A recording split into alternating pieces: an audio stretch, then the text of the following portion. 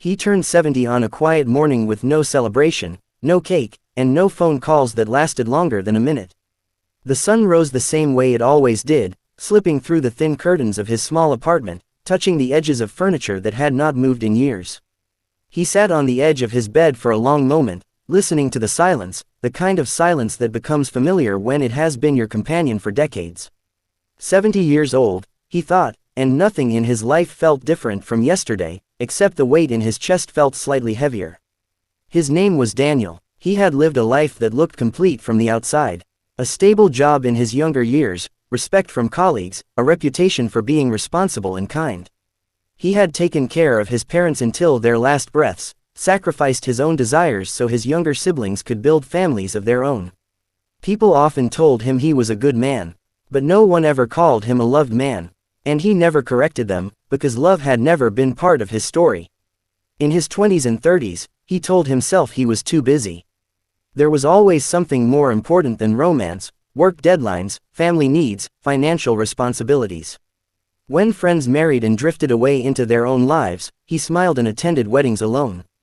When coworkers spoke about their spouses, he listened politely and changed the subject.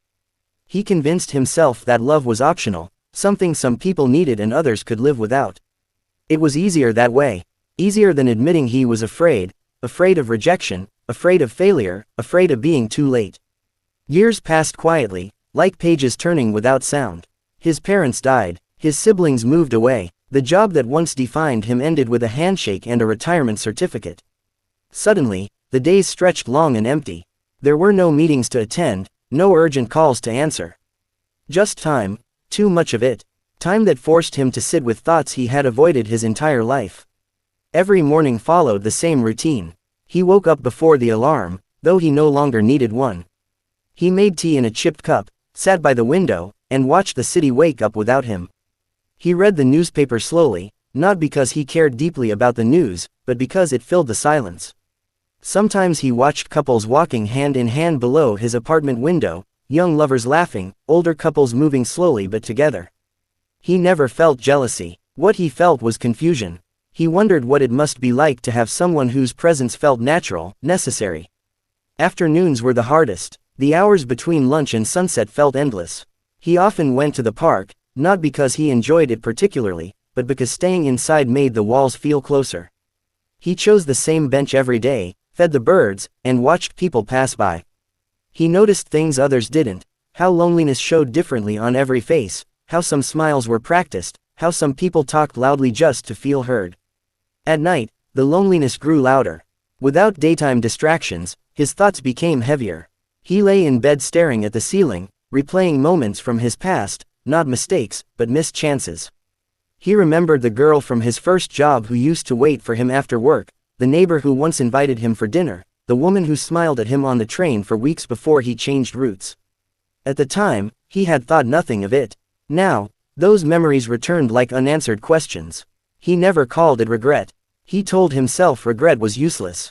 But sometimes, in the quiet of the night, he wondered what his life might have looked like if he had been braver. If he had believed that he deserved love as much as anyone else. If he had taken even one risk with his heart. On his 70th birthday evening, he sat alone at the small table near his window. He lit a candle, not for celebration, but because the power had gone out briefly and he liked the warmth of the flame. Watching it flicker, he felt something unfamiliar rise inside him. Not sadness, not anger, a quiet longing, a question he had never allowed himself to ask: was it truly over? Or had something simply been waiting? He laughed softly at the thought. Love at 70, it sounded foolish. Life didn't work that way. Stories like that belonged in books and movies, not in real life. Especially not his life. He blew out the candle, went to bed, and told himself tomorrow would be just another ordinary day. He had no idea that tomorrow, for the first time in 70 years, his heart would begin to wake up. The next morning began like any other, yet something subtle had shifted inside him, though he couldn't name it.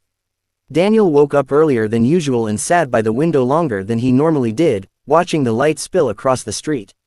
There was a strange restlessness in his chest, not unpleasant, just unfamiliar. He finished his tea, folded the newspaper without reading it fully, and decided to go to the park earlier than usual, as if some quiet instinct was guiding him. The park was calm, wrapped in the soft sounds of birds and distant traffic. He walked slowly, feeling the ache in his knees, and headed toward his usual bench. But it was occupied. For a moment, he considered turning back. Routine mattered to him, change never came easily. Then he noticed her. She sat at the far end of the bench, holding a book open on her lap, though her eyes were lifted toward the trees. Her hair was silver, not carefully styled, just natural, and there was a peacefulness about her that drew his attention without effort. He hesitated, then cleared his throat gently. "Is this seat taken?" he asked, gesturing to the empty space between them. She looked up and smiled, a simple, unguarded smile that seemed to reach her eyes. "No," she said, closing her book slightly. "Please." He sat down, keeping a polite distance, feeling suddenly aware of his hands, his posture, his breath. It surprised him how nervous he felt over such a small interaction. For a few minutes, they sat in silence. Daniel focused on the birds, tossing crumbs as he always did. She watched quietly, then spoke. "They trust you," she said. "They come so close." He shrugged lightly. "I've been coming here a long time. I suppose they recognize me." She nodded, as if she understood more than just his words. "I come here often too," she said. "It helps me think." That was all it took. The smallest opening, for conversation to begin. They spoke about ordinary things at first. The weather, the trees changing color, how the park felt different in the mornings. Her voice was calm, steady, carrying no rush. Daniel found himself listening more than speaking, something he had always done, but this time it felt different. This time, he wanted to hear every word. When she laughed softly at something he said, he felt a warmth spread through him that startled him with its intensity. Her name was Eleanor. She lived a few streets away and came to the park to read when the house felt too quiet. He didn't ask what made it quiet, and she didn't ask why he always came alone. There was an unspoken understanding between them, a shared gentleness that needed no explanation. When she stood to leave, slipping her bookmark into her book, Daniel felt an unexpected disappointment. He hadn't realized how quickly time had passed. "It was nice talking to you," she said. "Maybe I'll see you again." He nodded, unsure why his throat felt tight. "Yes, I come here most days." She smiled again before walking away, and Daniel watched her until she disappeared down the path. He sat on the bench long after, his heart beating faster than it had in years, trying to understand what he was feeling. The days that followed were different. He began to look forward to the mornings, to getting dressed and heading to the park. When she wasn't there, he felt a quiet letdown he tried to ignore. When she was, his entire day seemed brighter. They spoke more each time, about music they liked, about places they had once dreamed of visiting, about memories that carried both joy and loss. Eleanor spoke of her husband, gone many years now, not with bitterness but with acceptance. Daniel listened, feeling both sympathy and admiration for her strength. One afternoon, as they walked slowly along the path, Eleanor asked him a question he hadn't expected. "Did you ever fall in love?" He stopped for a moment, surprised by his own honesty. "No," he said, "I don't think I ever did." She looked at him with curiosity, not pity. "Not even once." He shook his head. "I was always waiting for the right time. I think the time passed me by." She didn't respond immediately. Instead, she reached out and gently touched his arm. "Sometimes," she said softly, "time waits too." That night, Daniel couldn't sleep. His thoughts kept returning to her smile, her voice, the way she listened without interrupting. He felt confused, almost embarrassed. He was 70 years old. These feelings made no sense. And yet, they were undeniable. For the first time, he understood what people meant when they spoke of the heart feeling awake. It frightened him, but it also filled him with a quiet hope he had never allowed himself before. As the weeks passed, their connection deepened naturally, without pressure or expectation. They shared tea at a small cafe near the park, sat together watching sunsets, and spoke about fears they had never voiced aloud. Daniel found himself opening up in ways he never had, telling her about his loneliness, his missed chances, his belief that love was never meant for him. Eleanor listened, her eyes gentle.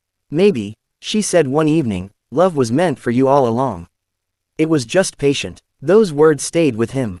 Patient. The idea wrapped itself around his heart and settled there. He began to realize that what he was feeling wasn't confusion or foolishness. It was love, slow, quiet, and real. His first love. And it had come when he least expected it, at an age when he had thought all beginnings were over. As the days grew shorter and the air cooler, Daniel became aware of a change not only in the season but in himself. Love, he learned, did not rush him the way he had once imagined it might. Instead, it moved slowly, almost respectfully, as if understanding the years he carried. His meetings with Eleanor became part of his life in the most natural way, no promises, no labels, just a quiet agreement to keep showing up for each other. They began spending longer hours together. Some mornings they walked through the park without speaking much, letting silence sit comfortably between them. Other days, they talked endlessly, as if making up for decades of unshared thoughts. Daniel found that he was laughing more. Real laughter, the kind that surprises you when it escapes. He noticed small changes in himself. He stood a little straighter, shaved more carefully, chose his clothes with intention. It felt strange, almost embarrassing, to care so much again, but it also felt alive. Yet alongside the warmth, doubt followed closely. Late at night, when Eleanor was not beside him, his thoughts grew heavy. He questioned everything. What right did he have to love now, when so much of life was already behind him? What, if this was only temporary comfort, a shared loneliness mistaken for something deeper? He feared becoming a burden, feared that time would steal what little happiness he had just discovered. Love, he realized, was not only joy, it was vulnerability. Eleanor seemed to sense his inner struggle even when he said nothing. One afternoon, sitting across from him in the cafe, she studied his face quietly. "You're thinking too much again," she said gently. Daniel smiled weakly. "I've had 70 years of practice." She reached across the table and placed her hand over his. The contact was simple, yet it sent a tremor through him.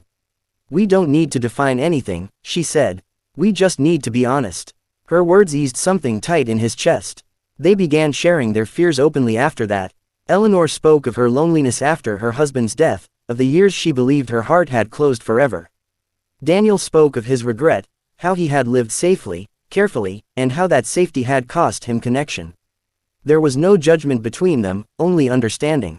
They were two people who had survived life and were now, unexpectedly, learning how to live again. One evening, as they sat on the same park bench where they first met, Daniel watched the sun sink slowly behind the trees. He realized how precious time felt now, not as something to fear, but as something to treasure. Every moment with Eleanor felt deliberate, chosen. There was no illusion of forever, and perhaps that made their bond stronger. Love at their age did not dream of endless tomorrows, it valued today. Still, the outside world pressed in. A few familiar faces noticed them together and whispered kind questions masked as curiosity. "Aren't you too old for this?"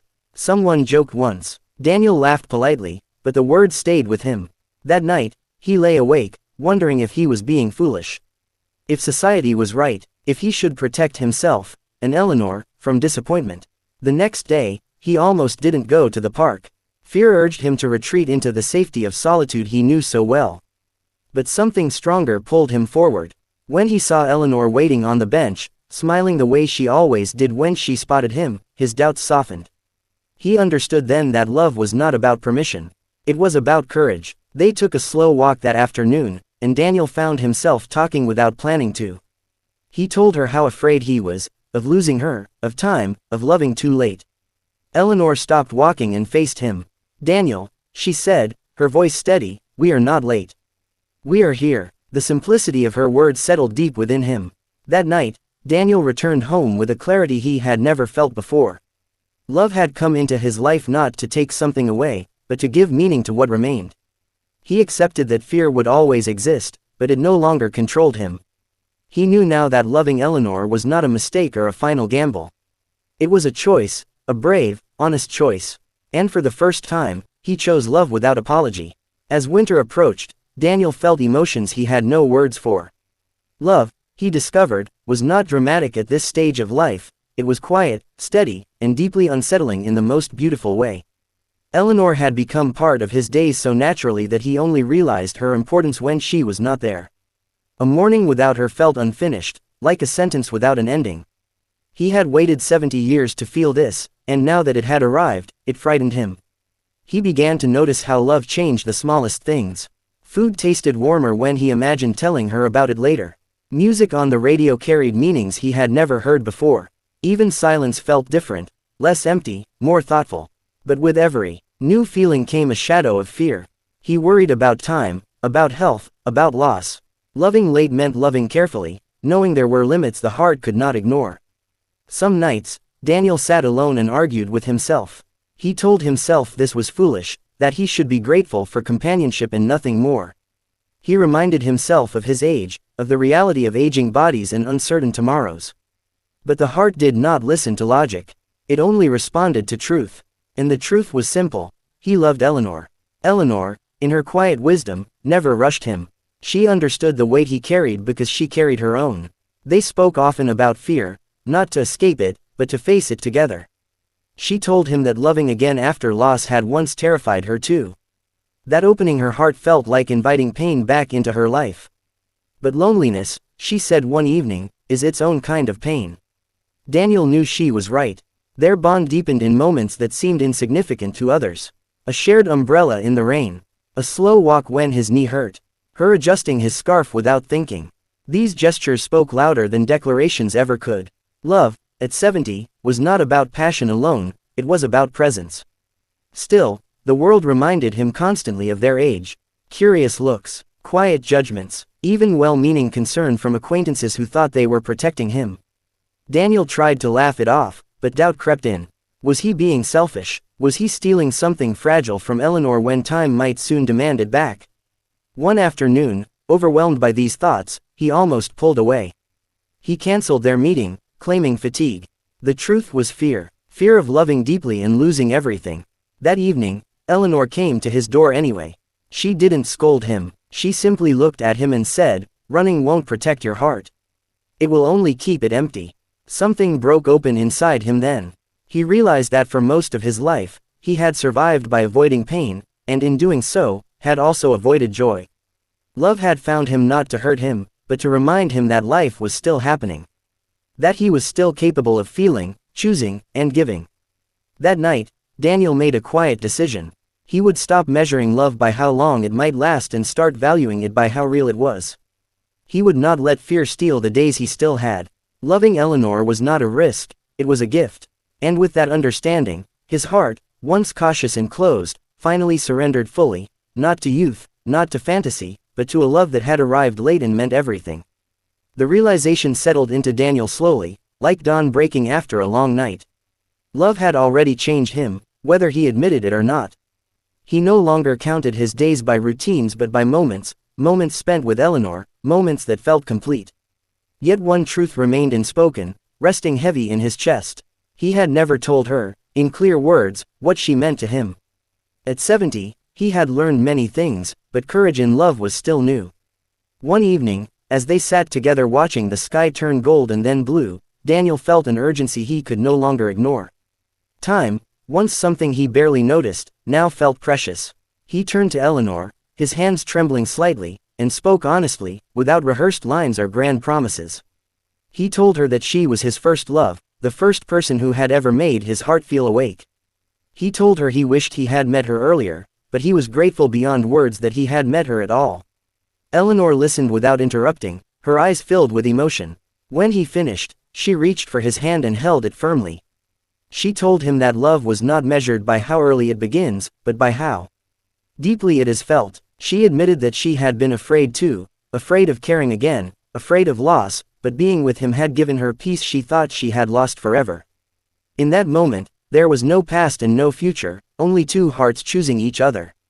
From then on, they lived with quiet intention. They did not rush or pretend they had endless time. Instead, they filled their days with meaning, shared meals, slow walks, gentle laughter, and conversations that stretched late into the night. Daniel found joy in simply being present, in knowing that love did not need to be loud to be powerful. It just needed to be real. There were still difficult days. His body ached more often. Some mornings, fear returned uninvited. But now, he did not face those moments alone. Eleanor's presence did not erase pain, but it softened it. Together, they learned that love at this stage of life was not about building a future, it was about honoring the present. On a quiet morning, sitting beside